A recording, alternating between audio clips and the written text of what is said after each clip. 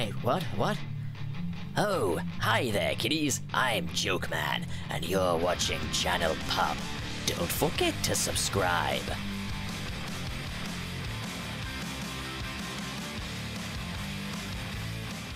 What's up, everybody? We finally have the trailer for Gotham Season 5 No Man's Land, the series finale trailer to sort of mark the beginning of the end for Gotham and the end of the No Man's Land story arc. And it looks already like this is going to be a very emotional culmination, because there were moments in this trailer that got me almost kind of feeling a little choked up, like legitimately really kind of emotional, because we can see that it's all culminating for the big sort of climax to the Gotham that we know before we reach the epilogue stage of the 10-year time jump in which we see the Batman. So immediately looking at this trailer, we are seeing Bruce is going to confront Bane himself, and so we don't see him in the Batsuit, so we can probably write off that theory that I had.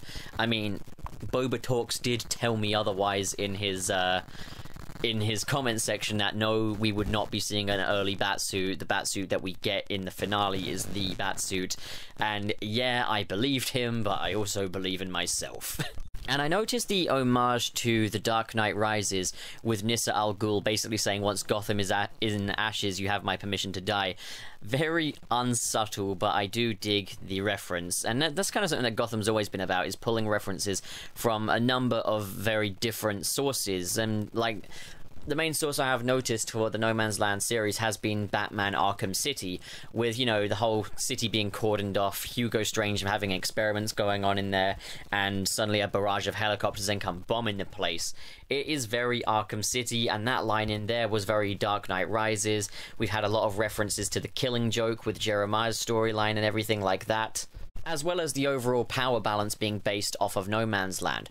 What I really do like about this trailer is that we see everyone banding together, and it reminds me a lot of when they went after Theo Galavan in Season 2, but it feels like it's going to be much bigger, and Bane is looking like a very compelling villain. As always, the relationship between Bruce and Alfred looks as compelling as ever, and it looks like it's reaching a culmination now, with Alfred now in critical condition, and Bruce Wayne going to avenge him and everything. He's going to fight the good fight, and I think that's what this kind of story is going to be now, is it's all-out war in Gotham. There's a point where they mention how outgunned they all are by Bane and his forces, and yeah, Bane is going to be a force to be reckoned with in this. And I think the point that really had me thrilled was when he's just like, how many gunmen do we have? And it's like 30, and Enigma just comes in and is like, 31. I think I've kind of come to like this city, and I just like that everyone is now sort of fighting for Gotham. Gotham has become something to actually protect from Bane, and we're just seeing unlikely allies come together, and it just looks like it's going to be a really emotionally compelling finale to what we know of Gotham and to the sort of time frame that we've been living in for the Gotham seasons over the course of the past 4 seasons. We also get some very, very quick flashy shots of Bruce sort of unveiling things that look like parts of the Batsuit, a lot of black armaments and gadgets, and how Alfred refers to him as like a little soldier, as like a sort of a sentimental thing, almost like a throwback to Alfred's days in the Navy. And they tie the whole Nyssa Al Ghul thing together in this trailer by showing Nyssa Al Ghul and Ra's al Ghul, not together. It's like a flashback of Ra's al Ghul enacting the whole No Man's Land final judgment thing, and, you know, it brings us to where we are today. Who knew back then that that finale would be so consequential? But it looks like they are going down the route of, this is where the Batman rises. This is the story that will bring him from the ashes of Gotham and make him become a hero. And we do get a glimpse at the end of this trailer of some bats fluttering over a tower. And it looks really, really exciting. It still has me speculating, you know, what's going to happen to Barbara Keane and everything. Is she going to die? I mean, yeah, I'd say it's very likely. They've come to kill them, and, like, unfortunately for her, Barbara is not quite the combatant that Bruce Wayne, aka the Batman, is going to go on to become. And it looks like we're going to get a lot of action sequences in this episode as well. There's a lot of like shooty guns and bazooka action, and we see that Barbara Keane is sort of chained to like this staircase and everything. And it looks like Penguin and Enigma at one point are preparing to leave Gotham in their submarine, which has kind of been their sort of arc this season, which has been the better part of their character arc now, is seeing these two work together to get out. And, you know, seeing them turn their back on that to protect Gotham from Bane is just great. Also, do you reckon Kat is gonna lose one of her lives to Bane? Because, like, it's a worrying circumstance for her to be in. It looks like he's got his hand around her neck and is ready to break it. Also, I think we see in this trailer how Penguin loses an eye and needs his monocle, which is pretty exciting. It's a very quick shot, but I think that's setting up for the monocle in the season finale, which I'm pretty sure we're gonna get anyway. It's just gonna be really interesting to see a character like the Riddler in combat, because we don't usually see him in these gang combat scenes. He's usually working behind the scenes to sort of work things out and everything, but we've got these shots of everyone standing together, even Lee, even Kat, even just, like, side by side with the more heavy combat guys like Penguin and Jim Gordon and everything. So it's all in this time. It is an all-out war story, and it is happening in Gotham. And, well, to be honest, what could be better than that? Well, I'll tell you what could be better than that. The Joker. But hey, he's not in this. I remember when I saw those early trailers for this, and, like, we saw lots of shots of Bane, and then, like, Jeremiah was like, hey, I'm supposed to be the star of the show. I thought Jeremiah would be in this story and that he'd kind of have a team up with Bruce.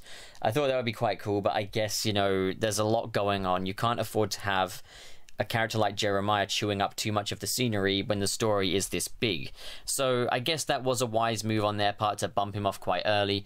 Either way, looks climactic, looks exciting, looks epic, looks very inspired by Arkham City and The Dark Knight Rises, and that's quite a good combination. Like, I wasn't the biggest fan of The Dark Knight Rises, but I feel like it's being done a lot more excitingly here. And I think, you know, it's a world that can really allow for a story like this, where I felt The Dark Knight Rises kind of compromised on the realistic integrity of the Christopher Nolan Batman series. The fact is, it's one of those circumstances where I'm really wondering, how are they gonna get out of this one? And it's something that Gotham does really well, is it has me really wondering and speculating what's gonna come next. Because, yeah, for all the times it can be kind of predictable, it does honestly have me in thoughts where it's like, oh man, like, lives are gonna be lost here and things are gonna go very wrong, and how are they gonna come back from this? So I'm intrigued to see the outcome of this. But my theory, we're gonna see Barbara Keane die. The baby will be named after Barbara by Lee Tompkins. Like, she'll decide the name. It'll be kind of like a sort of a tongue-in-cheek sort of moment, and it'll be really sweet and stuff like that. Bruce Wayne will have kind of a bittersweet ending, taking some accountability for what happened to Alfred and everything, and deciding, you know, Alfred needs a break from all this, so Bruce is going to go, you know, he doesn't have to worry about protecting him anymore. Bruce is going to go sort of travel and train to become the hero that we all know he's going to become. As for Bane, like, what's going to happen to him? I mean, it's not completely out of the ordinary for Gotham to kill off Batman villains pre-Batman, but I feel like Bane is too much of a big villain for them to do that. But I just can't really see them actually going through with, you know, leaving him alive and everything. This character has proven to be far too intelligent and far too destructive to really stay down, and so it's the biggest threat they've ever faced as a city, like even bigger than Theo Galavan. And I didn't think it could get much bigger than Theo Galavan, because Theo Galavan is a man with just too much power, but Bane, he's a man with too much strength and too much power, and I think that's partly thanks to Hugo Strange. I wonder if the General is going to ever get unbrainwashed or not, and what's going to become of him. Alfred is surely going to survive, right? I mean, the thing is, this is a different take on Batman, and we haven't heard anything of Sean Pertwee being cast in the finale. We know Cameron Monaghan is back. We know David Mazouz is back in some capacity.